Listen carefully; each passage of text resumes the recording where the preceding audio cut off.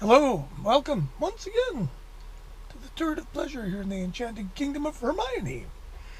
I'm Zip Gunn, I'm your host, Lord Chamberlain of the Enchanted Kingdom, continuing in my series of moments, great moments in my life of music, epiphanies, if you will. Or maybe not. Mostly, I guess, epiphanies. Today is a special one, boy. I don't know exactly the date on this one. We're going to call it November 66. I'd just gotten really into happenings 10 years time ago with the Yardbirds, and I've been listening to stuff like You Better Run with the Rascals, and I was getting into the rock and music. The harder it rocked, the more I liked it. And suddenly out of the radio one day came this just fantastic song. It was just blah, blah, blah, blah, blah, blah. And I was like, wow, this is so great. And I had I had no idea who it was. And finally, I caught it on the radio and I listened. And of course, they would play like 3 or 4 songs sometimes and then tell you what it was. And so they finally catch up, and I figured out the song was probably called Talk Talk, because he says talk talk in it a lot.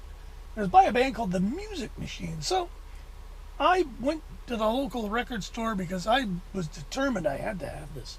Just a great punk rock, the first punk rock song, I say.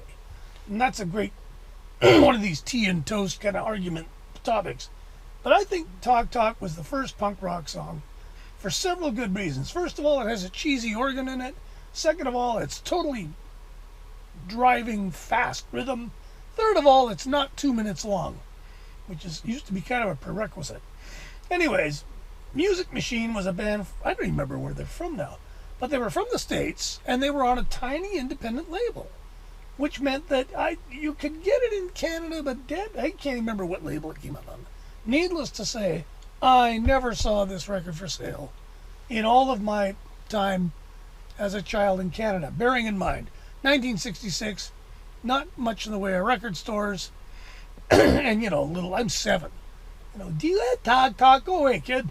So I never owned a copy of it until, boy, the 80s, when somebody reissued the Music Machine album, which, needless to say, it wasn't cheap, I remember, and I got this great pressing of Talk Talk, and then the rest of the album, which is quite frankly not very good.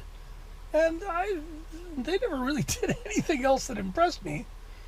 But Talk Talk is brilliant. It's this frozen moment in time of just pure aggression, and I got me a complication. It's an only child. Lyrics don't even really make any sense to me. But the thing is, in those days, lyrics didn't have to make sense to me. I needed to hear a sound. And if you've been following this series, you'll note that the first song that I noticed, just because of the sound of it, was sung in Japanese. I couldn't have cared less what it was about.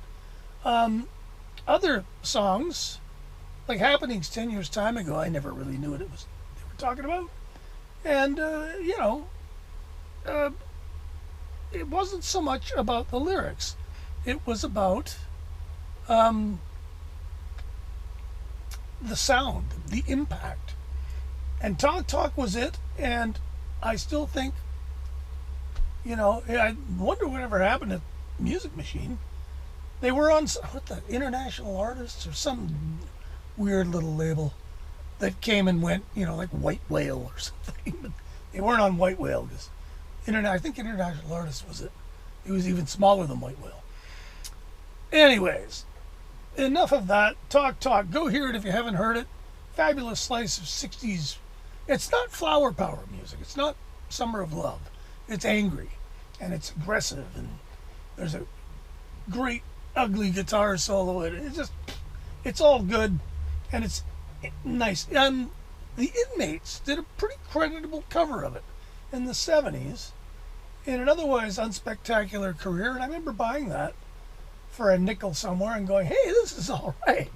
So if you have the Inmates, I think it's their second album, it's on that. I'm sure it's been covered a million times now. But it was a little bit obscure for a while. So, oh well.